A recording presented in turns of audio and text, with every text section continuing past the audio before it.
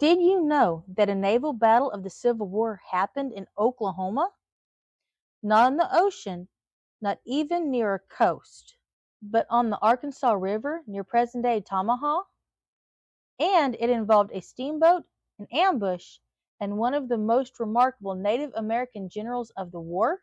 By 1864, the Civil War had spread into Indian Territory, what is now Oklahoma. Union forces were trying to retake the region from Confederate control. But there was a problem. The land was mostly wilderness. There were few farms, towns, or supply depots. So the Union Army depended on steamboats traveling up the Arkansas River carrying food, clothing, and ammunition. One of those vessels was the J.R. Williams. Its cargo was worth $120,000 in 1864, millions in today's money. But Confederate scouts were watching. On June 15, 1864, J.R. Williams steamed up the river. Waiting in the woods was a Confederate force of about 400 soldiers led by Stand Waite. Waite was a Cherokee leader and the last Confederate general to surrender in the Civil War. His troops included warriors from several nations: Cherokee, Choctaw, Chickasaw, Creek, and Seminole. As the steamboat approached the bend in the river, Waite gave the order to fire. Rifles and cannons exploded from the riverbank. The surprised Union guards fought back, but they were badly outnumbered. Under heavy fire, the steamboat ran aground on a sandbar.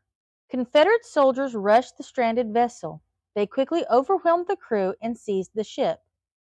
Inside was a treasure of military supplies. The Confederates looted everything they could carry. Then they destroyed the steamboat to prevent Union forces from using it again.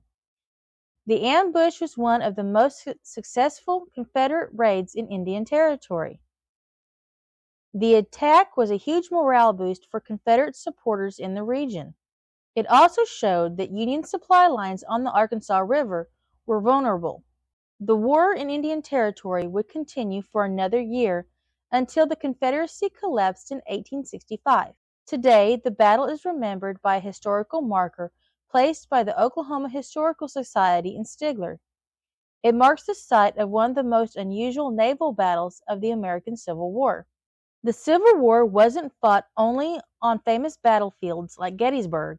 Sometimes it was fought on quiet rivers, deep in the forests of what would one day become Oklahoma. And on June 15, 1864, the Arkansas River became a battlefield.